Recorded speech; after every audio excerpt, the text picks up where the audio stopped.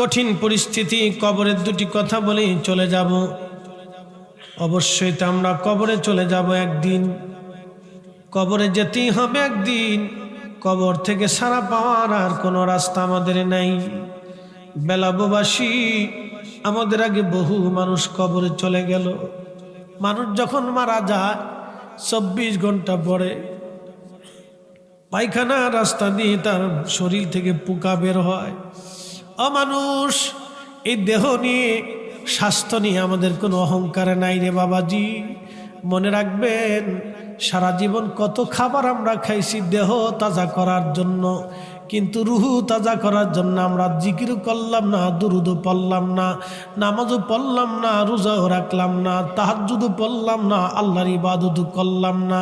আমরা রুহু তাজা করি নাই, খালি দেহ তাজা করছি, দেহ তাজা করছি, দেহ তাজা করছি। এই জন্য অলিরা দেহ মারিয়া রুহু তাজা করত, অলিরা দেহ মেরে রুহু তাজা করত। ঠিক কিনা?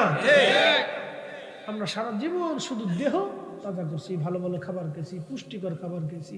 ডাক্তার বলে পুষ্টিকর খাবার খাবেন, ফল ফ্রুট খাবেন, তাজা তাজা শাকসবজি খাবেন, ছোট ছোট মাছ খাবেন, তেলের জিনিস খাবেন না, বেচ্চে কুচ্চে খাবেন, বেচ্চে কুচ্চে খাবেন। কেন খাবেন? শরীর ভালো থাকবো, তাজা থাকবো।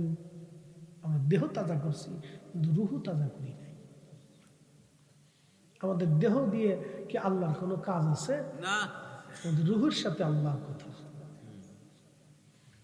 আমাদের কথা হচ্ছে আল্লাহর রুহের সাথে। আপনাদের সামনে কথা বলতেছে রুহু, আমি না, আমার এই বডি না, এই রুহু কথা বলতেছে, ভিতরের জন কথা বলতেছে, উনি বলতেছে। উনি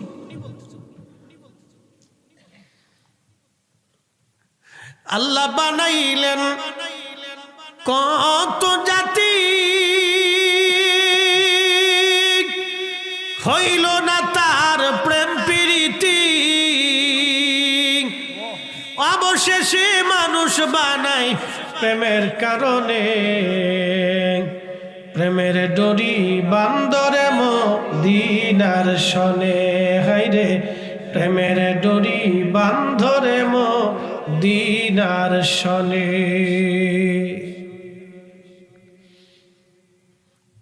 হাজিরিন বেলাববাসী,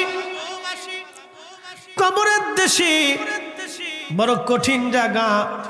আল্লাহ আল্লাহ আল্লাহ, দেহর ভিতর থেকে পচা দুর্গন্ধ বের হতে থাকবে মাত্র 24 ঘন্টায়। ছেলে বলেন, মেয়ে বলেন, আত্মীয় স্বজন বলেন, কেউ আপন হবে না সেই দিন।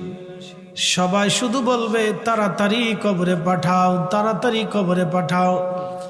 আপনাকে যে চাদর দিয়ে, বিছানার চাদর দিয়ে ঢেকে রাখা হবে, আপনার সন্তানরা ওই বিছানার চাদর আর কোনো দিন বিছানায় পাতবে না, ভয় পাবে। বাবার মৃতদেহ এই চাদরের মধ্যে ছিল, এটা বিছানায় লাগানো যাবে না, এটা ঘরের এক কোণার ভিতরে রেখে দিবে, না হয় ফেলে দিবে। বাস্তবতা থেকে বুঝে যান, চির সত্য থেকে বলতেছি। আপনার এই গায়ের চাদরটা দিয়ে আপনাকে ঢেকে রাখবে, চাদরটা ছেলেরা হয় ফেলে দিবে, আর না হয় ধুয়ে আলমারির এক কোনায় ফেলে রাখবে। ওটা বিছনায় বিছাবে না, কোনো ছেলেও গায়ে দেবে না। ভয় পাবে যে বাবার মৃত দেহর সাথে চাদরটা লেগেছিল। কি চরম সত্য এটা! আপনার কেউ আপন না, অতএব আপন যিনি হবে তিনি আল্লাহ এবং তার নবী। গোলামি করলে আল্লাহ তার রসুলেরটাই করে যেতে হবে। খুশি করলে পৃথিবীর সবকে বেজার করে ওনাদেরকে খুশি করতে হবে। সন্তান বেজার হয়ে যাক, আল্লাহকে খুশি করতে হবে। স্ত্রী বেজার হয়ে যাক, আমার রসুলকে খুশি করতে হবে। কথা বলেন ঠিক না? এর চেয়ে চরম বাস্তবতা আর পৃথিবীতে কিছু নেই। সবাইকে বেজার করেন, আল্লাহ তার রসুলকে খুশি করেন। পৃথিবীর সবাই বেজার হয়ে যান, কিচ্ছু আসে যায় না। বেলাববাসী, কবরে নামানোর পরে সেই দিন বড় একা আপনি। প্রিয় নবীজি কবরে নামানোর আগে সাহাবীদের ব্যাপারে নবীজি বলতেন, দেখো সে কোনো ঋণ আছে কিনা। যদি দুনিয়াতে ঋণ থাকে কি পরিমাণ আছে? হুজুর ইয়া রাসূলুল্লাহ, এই পরিমাণ ঋণ আছে। কে কে ঋণ পায়? অমুক অমুক পায়, ডাকো তাদেরকে। নবী বলতেন, তোমরা কি ক্ষমা করছো? কেউ করতো, কেউ করতো না।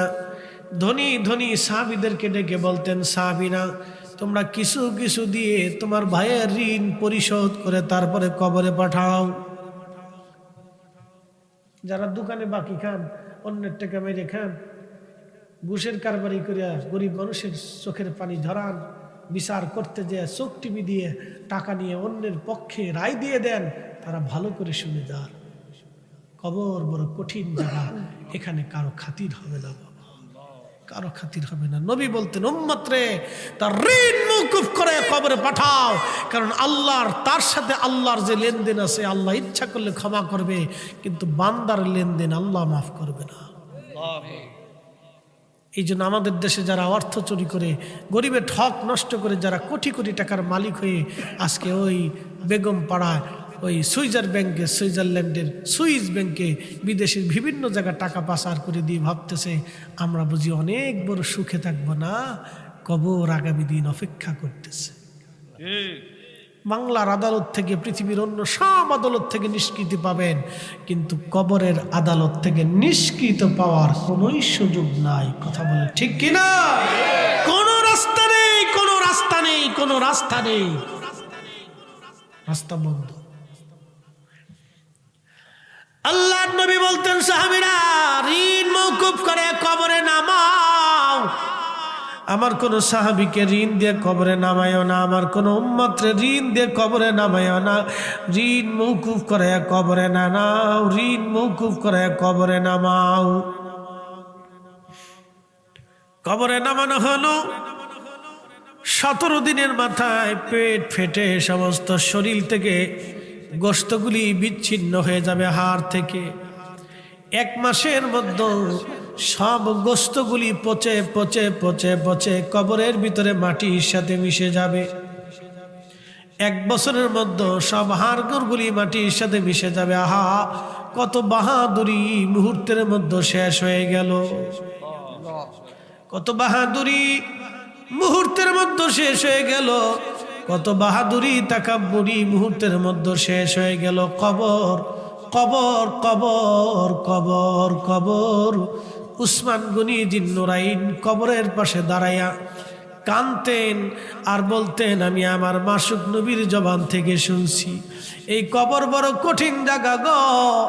এই কবরে কেউ যদি 3টা প্রশ্নের জবাব দিতে পারে, বাকি মঞ্জিলগুলি তার জন্য সহজ হয়ে যাবে। আর এই কবরে যদি প্রশ্নের জবাব দিতে না পারে গো, বাকি মঞ্জিলগুলি তার জন্য কঠিন হয়ে যাবে। কবর বড় কঠিন জায়গা কবর।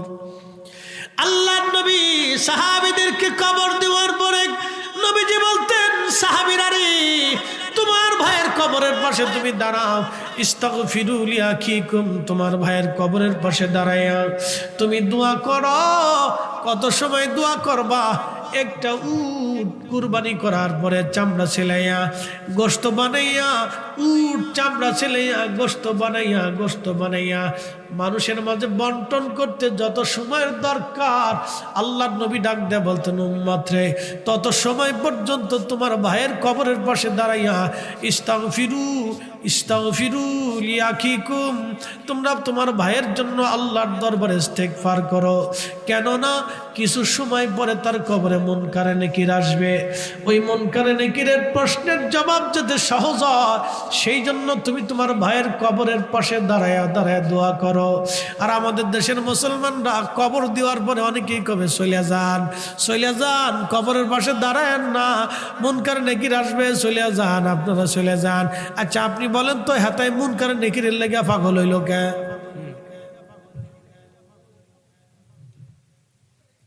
মুনকার নেকিরের লেগে হেতা পাগল হয়েছে কে? আল্লাহর নবী বললেন, তোমার ভাইয়ের কবরের পাশে দাঁড়াও, মুনকার নেকির আসবে, প্রশ্ন করবে, যাতে সওয়াল জবাব সহজ হয়ে যায়, সেই জন্য দোয়া করো, ইস্তিগফার করতে থাকো। একসাথে বলা যাবে না আল্লাহু আকবার। জিন্দেগি তো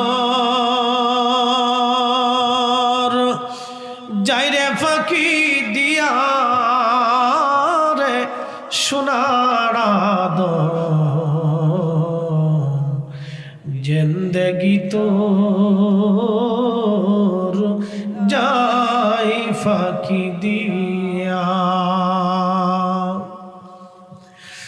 ও আদা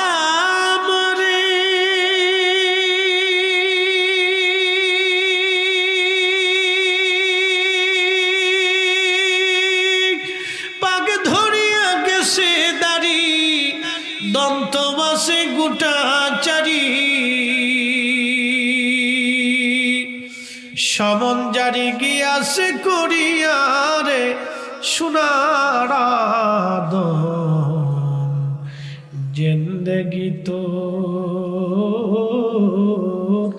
যাই ফাঁকি দিয়া জিন্দেগি তোর যাই রে ফাঁকি দিয়া রে সোনার আদম জিন্দেগি তোর যাই ফাঁকি দিয়া ও আদম রে পাক ধরিয়া কামিনের ওই কোলেতে কাল ঘুমেতে রইলি তুই সারা নিশি কাটাইলি তুই ঘুমাইয়া ঘুমাইয়া রে সোনার আদম জিন্দেগি তোর যাই ফাঁকি দিয়া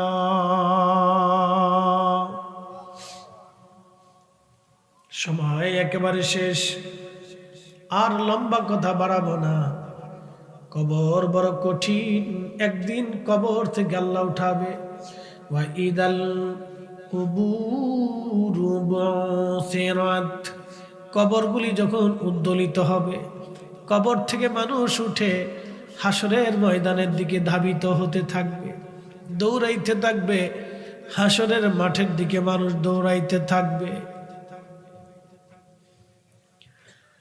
হাসরের মাঠের দিকে মানুষ দৌড়াইতে থাকবে সেই দিন কত বড় হবে সূর্যটা মাথা বরাবর আসবে 1.5 থেকে 2 কিলোমিটার মাত্র উপরে বর্তমান যে সূর্য আপনি আকাশে দেখেন এই সূর্যের উত্তাপ হলো 200 কোটি ডিগ্রি সেলসিয়াস 200 কোটি ডিগ্রি সেলসিয়াস মাত্র 13,000 ডিগ্রি সেলসিয়াস তাপমাত্রা একটা লোহা গলে পানির মতো নরম হয় একটা লোহা গলে পানির মতো নরম হয় 12 থেকে 13,000 ডিগ্রি সেলসিয়াস তাপমাত্রায় সূর্যের উত্তাপ 200 কোটি ডিগ্রি সেলসিয়াস পৃথিবীর 13 লক্ষ পৃথিবী এক জায়গা করলে যত বড় হবে একটা সূর্য হবে তত বড় এই সূর্যের ভিতরে প্রত্যেক দিন ঘন্টায় 1 লক্ষ কিলোমিটার বেগে আগুনের ঝড় হতে থাকে সূর্যের জ্বালানি আল্লাহর ফেরেশতারা দিতে থাকে জ্বলতে থাকে কোটি কোটি বছর ধরে সূর্যটাকে আল্লাহ জ্বালায় রাখলেন পৃথিবীতে আলো দেওয়ার জন্যে যদি একটা 6 মাসের জন্য পৃথিবীতে আলো আল্লাহ বন্ধ করে দেন পৃথিবীর এমন কোনো শক্তি নাই সূর্যটাকে আবার উঠায় দিবে আমার মালিক আমার রব ওই সূর্যটাকে উঠায় দেন আবার ডুবায় দেন আমাদেরকে আলো দেন আবার অন্ধকার দেন রাত দিয়ে পৃথিবীটাকে নিরিবিলি বানাইয়া আল্লাহ আপনার একটা ঘুম পাড়ান এই সারা রাতের ঘুমের মাধ্যমে আপনার ক্লান্তি দূর হয়ে আবার সকালবেলা থেকে কাজের অনুপ্রেরণা আল্লাহ যোগায় দেন আপনি যদি না ঘুমাইতেন আল্লাহ আপনার অসুস্থ হয়ে পড়তেন আপনি ব্রেন অসুস্থ হতো শরীরের অসুস্থতা বাড়তো আল্লাহ আপনার ঘুম পাড়াইয়া দেন ঘুম নামক নিয়ামত আল্লাহ দিয়েছেন এই সূর্যটাকে ডুবাই দিয়ে আল্লাহ আপনার ঘুমের জগতে নিয়ে গেলেন আরাম দিয়ে দিলেন ও বেলা বড় মুসলমান খুব মনোযোগ দিয়ে কথাগুলি শুনবেন এই সূর্যটা 200 কোটি ডিগ্রি সেলসিয়াস তাপমাত্রা আর শামসু ওয়াল কমারু বিহুসবান আল্লাহ বলেন এই সূর্য এবং চাঁদ আমি আল্লাহর নির্দিষ্ট কক্ষপথে চলতে থাকে চাঁদ সূর্যের কক্ষপথে যায় না সূর্য চাঁদের কক্ষপথে আসে না যার যার ঠিকানায় যার যার পথে নির্দিষ্ট স্থানে সেই চলতে থাকে আস্তে হয়ে গেল না জোরে বলবেন যার যার পথে সেই চলতে থাকে কেউ কারো পথে যায় না সূর্য আল্লাহর আইন মেনে চলে আল্লাহ যতটুকুন আলো দিতে বলে আলো ততটুকুনি হয় সূর্য যখন বেশি পরিমাণে উত্তপ্ত হয় আমার আল্লাহ পাকের রহমতের ফেরেশতারা সূর্যের উপরে বরফ নিক্ষেপ করে করে সূর্যটাকে আমার আল্লাহ ঠান্ডা ঠান্ডা বানিয়ে দেয় একবার জোরে বলা যাবে কি আল্লাহু আকবার মুসলমান খুব মনোযোগ দিয়ে কথা কথাগুলি শুনবেন। এই সূর্যটা হাসরের ময়দানে মাথার উপরে থাকবে, মানুষের শরীর পুড়ে যাবে না, ঝলসে যাবে না, ধ্বংস হয়ে যাবে না। আল্লাহ হাসরের ময়দানে মানুষের শরীরের চামড়া ওইভাবেই বানাবে, কিন্তু প্রচন্ড উত্তাপে গরমে ঘাম বেড়ায় বেড়ায় বেড়ায় বেড়ায় একবারে কারো বুক পর্যন্ত, কারো থুতনি পর্যন্ত একবারে ঘামে ডুবে যাবে। এত পরিমাণে উত্তপ্ত গরম, মানুষের তৃষ্ণায় জিহ্বা বের হয়ে কুকুরের জিহ্বার মতো ঝুলতে থাকবে। হাউজে কাউসারের পানি ছাড়া আর কোনো পানি সেই দিন থাকবে না। ইন্না আ'তাইনাকাল কাউসার, নবী গো আমি আল্লাহ আপনাকে হাউজে কাউসারের মালিকানা বানাই দিলাম। উম্মতকে জানাই দেন, ফাসাল্লি রাব্বিকা ওয়ানহার। হাউজে কাউসার যদি পাইতে হয় উম্মতকে বলেন নামাজে দাঁড়াইতে হবে, উম্মতকে বলেন রাহিলিল্লাহ আল্লাহর জন্য কুরবানি করতে হবে। একবার জোরে বলা যাবে কি ইয়া রাসূলুল্লাহ? বুঝতে কি অসুবিধা হয় না? কি পড়া লাগবে? নামাজ। জোরে বলেন কি পড়া লাগবে? ওই দিন হাউজে কাউসারের পানি পেতে হলে কি করতে হবে? নামাজে দাঁড়াইতে হবে, নামাজে নামাজে নামাজে দাঁড়াইতে হবে। আল্লাহ নবী ডাক দিয়ে বলেন সাহাবীরা রে, হাউজে কাউসারের পানি মধুর চাইতে মিষ্টি হবে, দুধের চাইতে সাদা হবে, বরফের চাইতে ঠান্ডা হবে। আমি একদিন খুব চিন্তা করলাম, আল্লাহ বরফের চাইতে নবী ঠান্ডা বললেন কেন? আল্লাহ ওই দিন ঠান্ডা পানি খাওয়ানোর কি দরকার? এবছর হজে যায় বুঝছি ঠান্ডা পানি কেন দরকার। হজে যায় বুঝছি, বলে কারণ কি?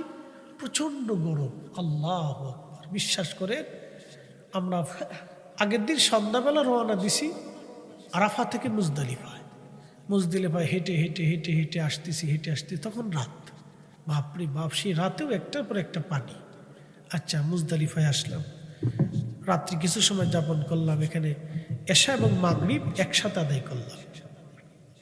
মুজদালিফায় ফজরের নামাজ পড়ে আবার রওনা করলাম, হেঁটে হেঁটে হেঁটে হেঁটে হেঁটে হেঁটে হেঁটে হেঁটে মিনার পাশ দিয়ে জমারাতে আসলাম শয়তানরে পাথর মারার লেগে। একসাথে বলবেন আল্লাহু আকবার। কারে পাথর মারবো? শয়তানরে। সবাই খুব জলুস নিয়ে হাইটে আসতে, পার চলে না, পার চলে না। একটার পর একটা পানি, একটার পর একটা পানি। এরপরে সূর্য উঠতে লাগলো। আরবের সূর্য তো বুঝতেই পারতেছে, যত উড়ে তত তাপ, যত উড়ে তত তাপ। শয়তানরে পাথর টাথর মাইরে যখন আসলাম, তখন তার কোনো গাড়ি নেই, হাইটে আসতে হবে হেরেবে। আবার হাঁটা শুরু করলাম। বাপরে বাপ, যত উড়ে তত তাপ, যত উড়ে তত তাপ। হাঁটতে হাঁটতে হাঁটতে হাঁটতে হাঁটতে হাঁটতে হেরেমে আসলাম। একটার পর একটা পানি, একটার পর একটা পানি। তখন বুঝছি যে ঠান্ডা পানি কেন দরকার।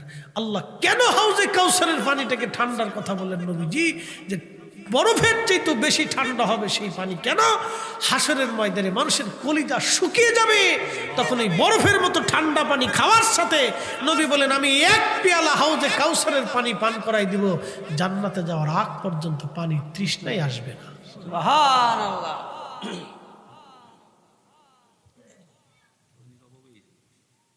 হাসরের ময়দানে পানি তৃষ্ণায়, সূর্যের উত্তাপে, প্রচণ্ড গরমে, দুর্বিষহ জীবনে তা 2 আর 1 দিন হবে না।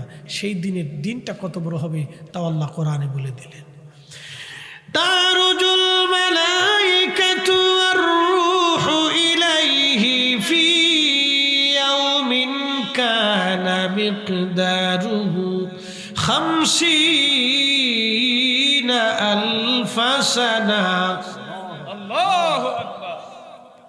দুনিয়ার 1 সেকেন্ড করে 60 সেকেন্ড 1 মিনিট, 1 মিনিট করে 60 মিনিট 1 ঘন্টা, 1 ঘন্টা করে আপনার 24 ঘন্টায় দিন ও রাত, 24 ঘন্টায় দিন ও রাতের 365 দিনে 1 বছর, 1 বছর করে 50,000 বছর পার হইলে 50,000 50,000 50,000 বছর পার হইলে যত বড় হাসরের একটা দিন হবে তত বড়, একটা দিন হবে তত বড়, একটা দিন হবে তত বড়। উপায় নাই রে, উপায় নাই রে, উপায় নাই।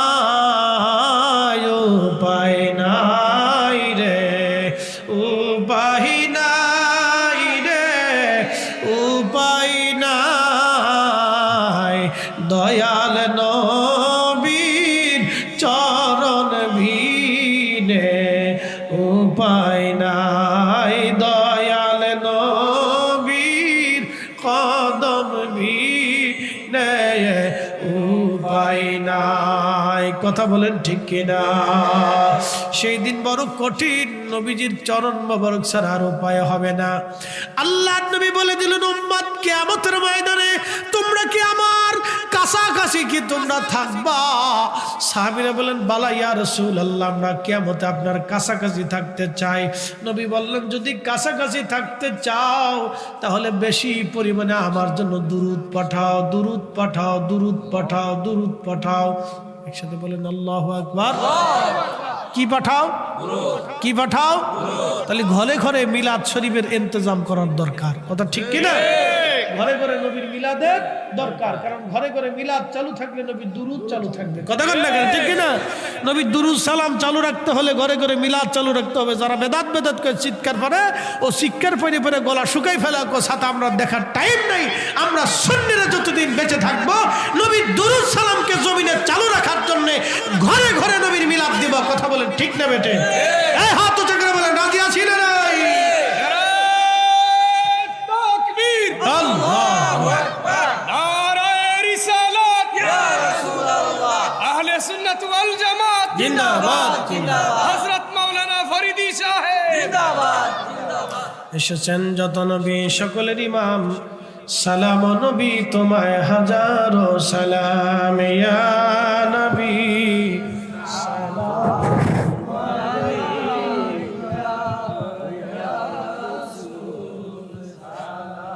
করলেন। আব্দুল্লাহ ইবনে মাসউদকে দিয়ে বললেন, আব্দুল্লাহ এবার তোমার পালা, তুমি দুধ পান করো। আব্দুল্লাহ বলেন, আমি পেট ভরে দুধ পান করলাম। লক্ষ্য করে দেখি আমার নবীজি আবার ওলানের নিচে হাত মেরে দিলেন। ওলানটা আবার আগের জায়গা মতো একবারে মিশে গেল। এর মনে হচ্ছে কোনো দুধই তার হয় নাই, কখনো তার বাচ্চা হয় নাই, কোনো দুধই তার হয় নাই, কোনো ওলানি তার নাই। তিনি নবী, নবী, নবী। এটা নবীদের মুজিজা। এটা দেখাইয়া বহু মানুষকে তিনি আল্লাহর পথে ডেকেছেন। কথা বলেন ঠিক কিনা? ওয়াদাইয়ান ইলাল্লাহি বিইযনিহি ওয়াসিরাজাম মুনীরা।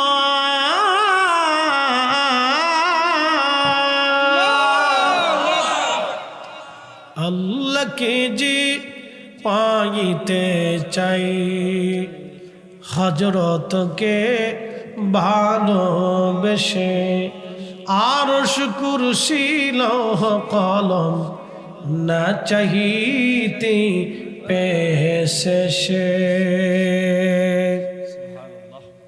সূরার নাম কি? ইখলাস। সূরার নাম কি? ইখলাস। কয়বার পড়লে এক খতম? 3 বার। জোরে বলেন, জোরে বলেন, কয়বার? 3 বার সূরা ইখলাস বললে এক খতম। এখানে আমরা 1000 মানুষ, মনে আছেন আপনাদের ওয়াজ? আবার জায়গা মতো চলে গেছি। আমরা এখানে 1000 মানুষ। এই 1000 মানুষ যদি একবার করে সূরা 3 বার ইখলাস সূরা 3 বার পড়ি তাহলে খতম হয় কয় হাজার? আমরা 1000 হইলে 1000 খতম। একসাথে বলবেন না মারহাবা? মারহাবা। খেজুরের ডাল জিকির করে কার? আল্লাহ। কবরে খেজুরের ডাল নবীজি গেড়ে দিলেন। খেজুরের ডাল জিকির করে কার? আল্লাহ। আমরা সূরা ইখলাস পড়ে জিকির করি কার? আল্লাহ। খেজুরের ডালের জিকিরে যদি কবরের আযাব বন্ধ হয় তাহলে আমাদের কোরআন তেলাওয়াতে সূরা ইখলাস তেলাওয়াতে কবরের আযাব বন্ধ হতে পারে কি পারে না? তাহলে আমাদের বেশি বেশি ফাতিহা করার দরকার, বেশি বেশি করে মৃতদের জন্য দোয়া ইস্তেগফার করে বাড়িতে কোরআন খতম দিয়ে মিলাদ মাহফিল করা দরকার। ওরা বেদাত বেদাত করে চিল্লায় চিল্লায় গলা শুকাইতে থাকুক, আমরা সুন্নিরা করতে থাকবো, করতে থাকবো। কথা কন না কেন? একদিন মাটি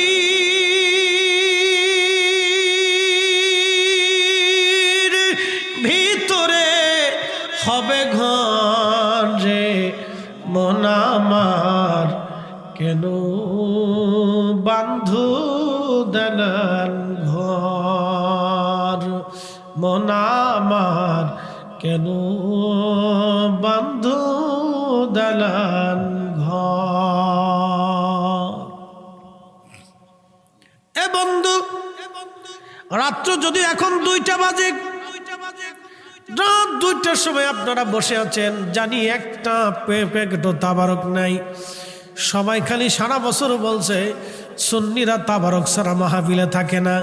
আপনি আমার একটু দেখাবেন তো বাংলাদেশের কোন হুজুরের মাহফিলে তাহিরি সাহেব সারা রাত 2টা পর্যন্ত মানুষ বসে থাকে? খুব কম পাওয়া যাবে না? খুব কম পাওয়া যাবে। তার মানে আপনারা সিন্নির লোভে বসে রয়েছেন না, আপনারা আল্লাহকে ভালোবেসে রসুলকে গোলামের জন্য বসে আছেন। কথা বলেন ঠিক না ঠিক? আজকে কোনো সিন্নি টিন্নি তোরা আবার ফলাই যাস নি, কিন্তু তোরা আসুস নি বাবা, তোরা আসুস নি মোনাজাত পর্যন্ত আসুস নি, কিন্তু সিন্নি টিন্নি কিন্তু নাই, তাবরক নাই, কিন্তু মন খারাপ করিস নি, আসুস নি। ওরা জান নেই বই রয়েছে, আমার হাওয়া কর না। ওরা জানে যে চারপাশে কোনো তাবারকের ডেকসি বাড়ি বুড়ি দেয় নাই, কোনো শব্দ হয়নি আজকে, এই জন্য বসে রয়েছে। আজকে হলো পরীক্ষায় আপনারা পাস। আলহামদুলিল্লাহ। কেন পাস? আমি পাস করিনি তো, আল্লাহ নিজে পাস করাইছে। কে পাস করাইছে? আল্লাহ। وَلَنَبْلُوَنَّكُمْ بِشَيْءٍ مِّنَ الْخَوْفِ وَالْجُوعِ وَنَقْصٍ مِّنَ الْأَمْوَالِ وَالْأَنفُسِ وَالثَّمَرَاتِ।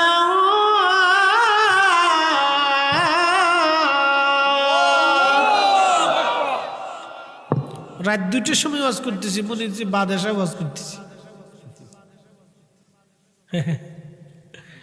বেলা পর মানুষ শক্ত আছে, বোঝা যায়, মনে হচ্ছে বাদ এসা ওয়াজ করতেছি। وَلَنَبْلُوَنَّكُمْ بِشَيْءٍ مِّنَ الْخَوْفِ وَالْجُوعِ। আল্লাহ বলেন তোমাদেরকে পরীক্ষা করব, তোমাদেরকে ভয় দেখায় পরীক্ষা করব। অতিবৃষ্টি অনাবৃষ্টি ঝড় সাইক্লোন জীবনপাত শস্য শ্যামল নষ্ট করে তোমাদেরকে বিভিন্ন উপায়ে আমি আল্লাহ পরীক্ষা করব। আজকের মাহফিলে যারা বসলো তারা পার, যারা আসলো না তারা ফেল। যদি এখানে 10 ডেকটি পাকানো হতো, গরু একটা মারা হতো, তাহলে এই প্যান্ডেলে এখনো জায়গা হতো না। তার মানে তারা সুবিধাবাদ জিন্দাবাদ চিন্তা করলো, তাবারুক বাবু মাহফিল শুনবো, কলাও বেচবো, রথও দেখবো। আর আপনারা যারা বসে আছেন তাদের একটাই চিন্তা, কিছু থাক বা না থাক অন্তত আল্লাহর জান্নাতের বাগানে বসে ওয়াজ শুনে দোয়া করে তারপরেই আসবো। তার মানে আপনাদের চিন্তা ফ্রেশ আল্লাহর জন্যে, তার রসুলের গোলামির জন্যে, অন্য কোনো চিন্তা ভাবনা যেখানে নাই, সব আল্লাহর জন্যে, আল্লাহর জন্যে। আর আল্লাহ আপনাদের জন্য সংবাদ দিয়ে কোরআনে বলে দিলেন, ওয়াবাশশিরিস সাবিরিন। আপনারা পরীক্ষায় পাস, পরীক্ষায় পাস। একবার জোরে বলা যাবে কি মারহাবা। সবরকারীদের জন্য আল্লাহর পক্ষ থেকে সুসংবাদ, কিসের? ক্ষমা এবং জান্নাতের। ক্ষমা এবং জান্নাতের সুসংবাদ। আমরা চলে যাব কার কাছে? একসাথে বলেন, কার কাছে? এখানে 100 বছর বয়সী কেউ বেঁচে আছে? এখন 100 বছর বয়সী কেউ আছে? নাই। এর অর্থ হলে 100 বছর আগে যারা এই অঞ্চলে ছিল আজকে সবাই মাটির নিচে। 100 বছর পরে আমরা এখানে যারা বসে আছি সবাই কোন জায়গা? মাটির নিচে। এটা চিরসত্য, ইউনিভার্সাল ট্রুথ, ইউনিভার্সাল ট্রুথ, চিরন্তন সত্য। এটা ঠিক এটাই হবে, মাটির নিচে। নবীজি বললেন, সাহাবীরা রে, কবরের ভিতরে কঠিন আযাব হচ্ছে 2টা কারণে। একটা চগলখুরি করার জন্য। চগলখুরি বুঝছেন নি? একজনের দোষ আর একজনের কাছে বইলে বইলে ভেজাল বাড়ায়। আছে না এরকম কিছু মানুষ? আহা, অসুস্থ আত্মা। যারা বলেন কি আত্মা? অসুস্থ আত্মা। দেখবেন চার দোকানে বসলে হেতা ভালো না, হেতার মেয়ে এমনি চলে, হেতার বউ এমনি চলে, হেতার মা এমনি চলে, হেতায় নিজে এমনি চলে, হেতা এটা করে, হেতা সেতা করে, সব ভালো খালি নিজে। আসেন এরকম কিছু লোক? একবার বিরাট বড় বুজুর্গ আলাইহিস সালাতু ওয়াস সালাম, শয়তানের খালাতো ভাই। কি কথা কন না কেন? শয়তানের খালাতো ভাই। সব দোষ সার মানসিক, সব খালি উনি মানুষ। বসে বসে সার দোকানে খালি হেতা ভালো না, হেতার বউ আপনি যায়। হারে বেটা, অন্য বেটার বোর হতে তোমার নজর যায় কেন? কি কথা কর না কেন? এখন হুজুর র্যাঙ্ক বাড়ছে মসজিদ পর্যন্ত বর্তমানে। আমি একদিন ওয়াজ করতে গেছি গোপালগঞ্জ। কোন গঞ্জ? গোপালগঞ্জ। ওই শেখ হাসিনার বাড়ি থানা জানো? ভুলে গেছি। টঙ্গিপাড়াত গেছি মাহফিল করার জন্য। বিশ্বাস করেন আমি ওয়াজ করতেছি বেশ অনেক আগে। আমি কামিল তখন ফারিক হয়েছি। তো এলাকা তো গাইরে সুন্নি বেশি। তা আমরা কিছু পীর ভাইরা মাহফিলের ইন্তজাম করছে, বিরাট আয়োজন। এরকম লোকজন বেড়াই, মহিলা পুরুষ দিয়ে 1000 খানিক লোক হবে। তো পুরুষ মানুষরা বসে বসে ওয়াজ শুনতেছে, আর মহিলারা ভিতরের বাইরে বসে বাড়িতে বসে বসে ওয়াজ শুনতেছে। প্রজেক্ট তখন কিছু নাই, এত আমদানি সামদানি ক্যামেরা ট্যামেরা কিছু হয়েছে না। তখন তো আমি ওয়াজ করি। তো ওয়াজ করতেছি এক ভদ্রলোক, এক আলেম, আল্লাহ মাফ করুক, সে ভাইটা দাঁড়ায় বলল, হুজুর একটা কথা বলি। কি কথা বলেন? তো বলতেছে পর্দা করা কি? তা আমি বললাম আপনি আলেম জানেন না, পর্দা করা তো ফরজ। দেখো ওই যে বাইরে ভিতরে মহিলারা এসে বাইরে বসে, ওখানে বসে, ঘরের আনাচে কানাচে উঠানে বসে ওয়াজ শুনতেছে, এটা কি পর্দার খেলাপ না? দেখেন কোন জায়গায় হাত দিছে। তার উদ্দেশ্য হলো আমার অপমান করা, উদ্দেশ্য ভালো না। তো ভিতর থেকে আরেকজন মুরব্বী দাঁড়াকে, এই বেটা থাম, মৌলবী বিরাট বড় হয়েছ, তোমার মায়ের দুধ বেচে বেড়াইছে, হে তা কও না। গেছে না ইজ্জত? আরেকজনের দ্বারা খাই বেটা থাম, আমরা এতগুলি পুরুষ এইখানে বসে রয়েছি, আমরা নজর বেডিকার দিকে যায় না, তুমি হুজুর মানুষ এই বেডিকার দিকে নজর গেল কে? কি কথা কন না কে? হইছে না? আর একটু আরো পার্সেন্ট পেয়ে গেছে। আর আমার আর কথা কর দরকার আছে? আমি চুপচাপ বয়ে রয়েছি। তো কার বউ কেমনে যায়, কার মেয়ে কেমনে যায়, হেতা চার দোকানে বইয়ে বইয়ে ফেসাল পারে, তার মানে তার চোখ ভালো না, হেতে নিজেই খারাপ, শয়তানের খালাতো ভাই। কথা কন না, ঠিক কিনা? অসুস্থ। যদি বলেন কি অসুস্থ, সার্টিফিকেট দিয়ে দিলাম অসুস্থ। প্রিয় উপস্থিতি, মনোযোগ দিবেন। চগলখড়ির কারণে কবরের মধ্যে কঠিন আযাব হবে। আরেকটা আযাব হবে কবরের মধ্যে পেশাব করার পরে ঢিলা কুলুপ ব্যবহার না করলে। পায়খানা পেশাব করার পরে যারা ঢিলা কুলুপ করে না এবং পর্দা করে না, দেখবেন অনেকে আছে সেন্ডা খুলে সেলো মেশিন স্টার্ট করে দেয়। এই বলাবান তোরা আসিস না, তোরা কিন্তু এই কোম্পানির 1 নম্বর সদস্য, খালি দাঁড়ায় দাঁড়ায় ঘুরায় মতোস। একজন ঘুমায় পড়ছে রাত 2টা বাজে, আর কত জায়গায় থাকবে কিন্তু এই দাঁড়ায় মতন না ফাটি হেতারা করে কি সেন্টারে খুলে ঘুরায় ফাল্লা দিয়ে মুতে। কে কদ্দুর মুততে? আরে আসিস না বাবা, তোকে আমি কিন্তু ভালো করে চিনি, তোকার এই দলে আমরাও একসময় ছিলাম, এখন তো না বুজুর্গ হয়েছি। এটা হলো ছোটকালের দুষ্টমি। আমি একবার এক নাতি, আল্লাহ ওরে আলেম বানাইছে, হাফেজ হয়েছে, মাওলানা পাস করছে। তা আমার এই চাস্তো ভাইয়ের হলো মেয়ের হলো ছেলে। তা আমার এই ফুফু বলতেছে, তুমি মাদ্রাসা যাইতেছো, তা তোমার ফুফা আসো ওখানে, তো ওরে নিয়ে যাও। তা আমি মাদ্রাসা দাখিলে পড়ি, তখন ক্লাস 8-এ না 9-এ পড়ি আর কি। তোরে ধরে নিয়ে গেলাম, চলো নাতি, নাতি দুইজনে হাঁটতে হাফ প্যান্ট পরে। তখন মাদ্রাসা নিয়ে গেছে। আগে তুই যে মাটি দিয়ে ঢিলা বানাইতো না, অন্ত কত টিস্যু ফিসু হয়েছে, কত আরাম। আর আগে মাটি, বাপরে বাপ, মাটি দিয়ে ঢিলা কুলুক করতাম। তা আমি চিন্তা করলাম যে আমি তো কুলুক করবো, তো নাতির একটু শিখিয়ে দিই। তা আমি একটা কুলুক লইছি, নাতির একটা দিয়ে বললাম নাতি কুলুক করা লাগবে। তা আচ্ছা করবো না। তা আমি একটা কুলুক নিয়ে এই পেশাব করিয়া একটু হাঁটাহাঁটি করতেছি, তখন দেখি নাতি সেন্ডা খুইলিয়া শ্যালো মেশিন স্টার্ট করছে। তা আমি দেখি দাঁড়ায় সে মারতেছে। তো চিন্তা করলাম এখন যদি ধমক দিই তো পেশাব বন্ধ হয়ে যাবে, বিপদ না, ও তার দরকার নেই। চিন্তা করলাম ছাড়তেছে সেই দিক। তো যাই হোক, তো কিছুক্ষণ পরে দেখি নাতি বা মাত্রে এমনি আগায় ধরে রাখছে। আমি কই কি ব্যাপার, ফেসাব করে বলা তো হাত সামনে কে? মানে আমি একটু ফাঁসিতে হুঁসি দিয়ে দেখি যে কুলুকটারে পেশাবের আগে এমনি সামনে ধরে রাখছে। ওকে না না করো কি? কয় না না কুলুক করতেছি, কুলুক। কয় না না কুলুক করি, কুলুক। আমি কি আরই ইজ্জত পাইয়ে ফেলাইছি কুলুক রে।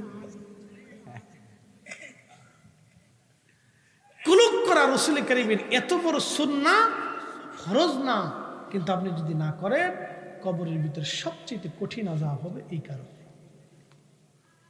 কুলুক করা যাবে নি? বলেন না, কুলুক করা যাবে? পেশাব করার পরে এই টিস্যু মিশু 2-4টা পকেটে রেখে দিবেন। পেশাব করার পরে কুলুক করবেন, পবিত্র থাকবেন, পাক থাকবেন। আল্লাহ কি? পাক। জোরে বলেন আল্লাহ কি? পাক। নবী কি? পাক। আল্লাহ কি? নবী কি? আল্লাহ এবং তার রাসূল